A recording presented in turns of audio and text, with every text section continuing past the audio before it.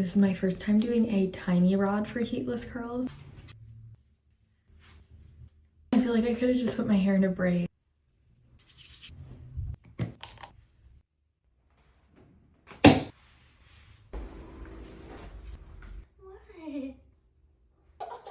For my breath, not imprints.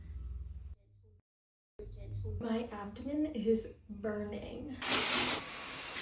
If you struggle with anxiety, you'll know exactly what I'm talking about, but do you ever just make plans and then your plans are completely derailed because you just get so completely anxious over nothing? I would be so dishonest if I didn't say how I just had a good anxious cry.